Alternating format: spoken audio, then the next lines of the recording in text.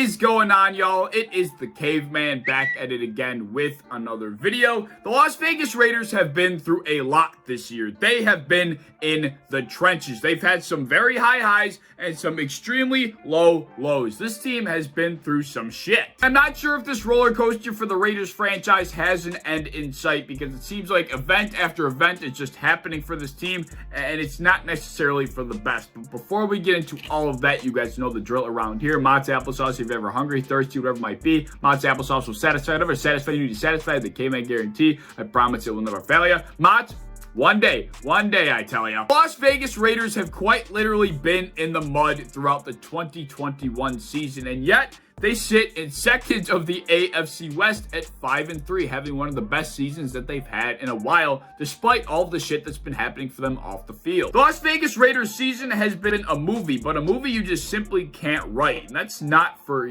many good reasons. It's been very sad, very bad, and very interesting to say the least. But let's go through a timeline of events of the Las Vegas Raiders dating back to 2019, when they traded for wide receiver Antonio Brown from the Pittsburgh Steelers. This was essentially where the mockery began for the Raiders. This is when we all should have known that shit was gonna hit the fan for this team. They trade for Antonio Brown, and as soon as he gets there early August, he goes into like a cryotherapy machine or something like that, and he gets frostbite on his feet, and he can't practice for a number of weeks. And that's the first thing that happened, and it wasn't the last. And Antonio Brown decided, you know what, I want to wear my helmet and only my helmet, and nobody can do anything about it. And he fought against the NFL to wear this helmet by any means necessary. He ended up losing that, and pretty much he got fined by the Raiders, and everybody knows how that went down.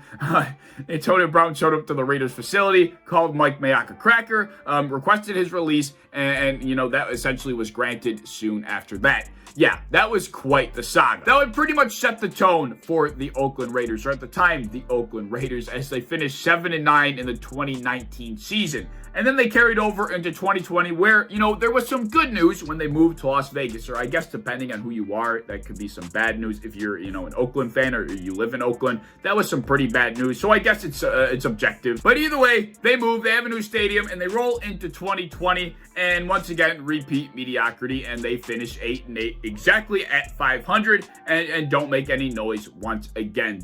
At this point in time, the Raiders had not been good for 4 straight years. Then things started to get even more interesting with the Raiders franchise in the offseason prior to the 2021 season. They go out and pretty much repaint their entire offensive line, reach on offensive tackle Alex Leatherwood in the first round of the NFL draft, who is currently posting a 39.1 PFF grade, just absolutely fantastic. Then they also added just a bunch of veteran talent, including guys like Yannick Ngakoue and Kenyon Drake. Pretty much what I thought, in my opinion, was a very eventful and not very productive offseason for this team. I did not have very high expectations for the Raiders heading into the season. I thought they were going to be bad. And even though I ended up being wrong in the fact that the Las Vegas Raiders are now a pretty damn good team in the 2021 season, I was still somewhat on the right track in the fact that they are still a mess of a franchise, and shit's just gone down this year. I mean, we've seen it. It's all pretty recent news. It has not been pretty. It all started when the Washington football team began getting investigated for some allegations dating back to 2010 or 2011, and John Gruden had some emails that were very racist and homophobic leaked to the public.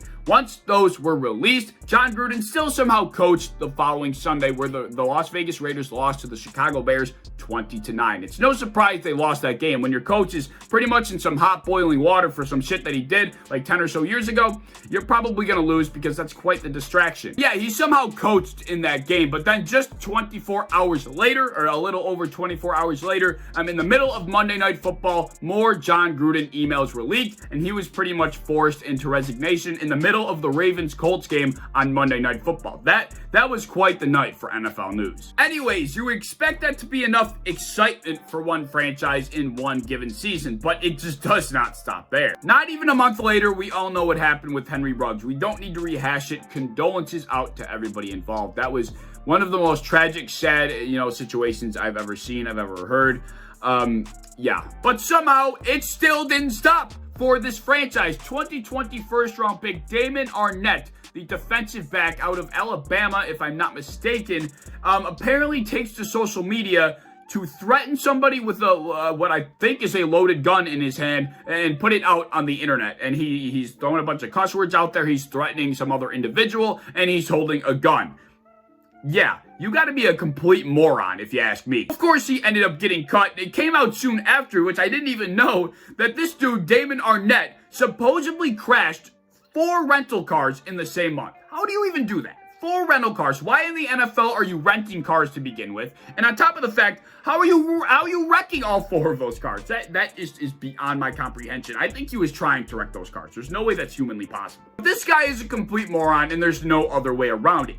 Yet, after all of this shit that we just talked about, the Raiders are having one of the best seasons that they've had, and the best season that they've had in 5 years, sitting at 5-3, second in the AFC West. It doesn't make any sense. Just like not much this season has made sense, this is one of those big things that it just doesn't add up. But I think I know why. And I learned one thing after all of this shit that's gone down with the Raiders. And it's one positive thing that I just did not know. And I'm glad I know it now because I think it's changed me as a person. And I'm being serious. These next couple minutes are going to be completely serious. Zero satire involved. And I mean that genuinely. This team is successful because of Derek Carr. Derek Carr is... there's no words to even describe Derek Carr. Derek Carr is one of the most admirable human beings I have ever, not even met, but seen with my own eyes and heard him speak. This guy, he's not like the rest of us. He's quite literally one of the best human beings walking on earth. After John Gruden was under fire for everything that happened with the emails, he was pretty much public enemy number 1. I mean, John Gruden was hated by almost everybody.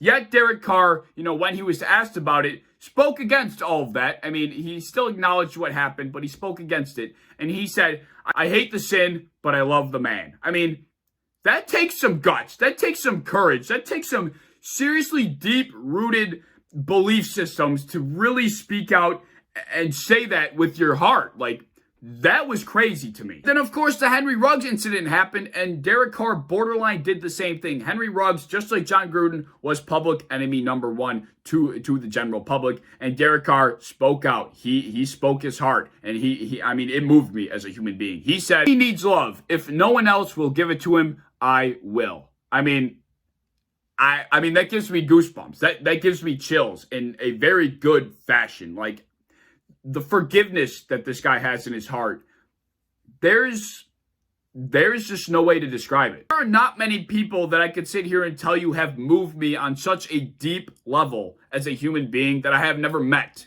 like Derek Carr. I mean, he's changed my perspective on life. He is really...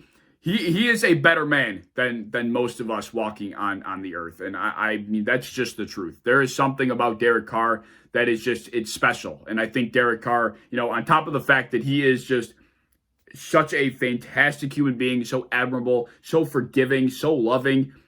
I mean, he's a good football quarterback. And I think that's truly what's bringing this team together. He is the definition of a leader. He is a loving man. He is a forgiving man. And most of all, he is a better man than most of us here on earth. And I could say that with confidence. If the world, modeled ourselves after Derek Carr just a tiny bit, this world would be such a better place. If we just sat down and we all modeled after Derek Carr just a little bit in our daily lives, it would make such a difference. I mean, that's how special I view this guy. I mean, he really has changed me in my perspective of life. And like I said, on top of the fact he is running an MVP race right now. He is in the MVP race. He's been playing out of his mind, and I truly think this guy is the glue to this entire franchise. And that is why, as a Bills fan, I sit here rooting for the Las Vegas Raiders because I want Derek Carr to be successful because I think that's what it is, and it's above football. I really think he deserves a lot, and I hope he has success going forward.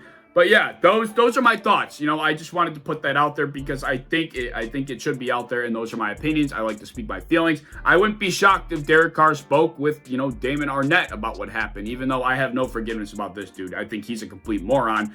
Yeah, that's another story. But either way, let me know your thoughts down in the comment section below. If you enjoyed the video, as always, please like, subscribe, do all that fun stuff. If you want to hit the bell to be notified when I upload, I'd appreciate that. If you want to go over to Twitter, follow me over there, I'd appreciate that as well. I'm a part of the Built-In Buffalo content creation team. If you enjoy Buffalo Bills content, be sure to follow and subscribe to us on any social medias you might have, and I hope to see you in the next one. Peace.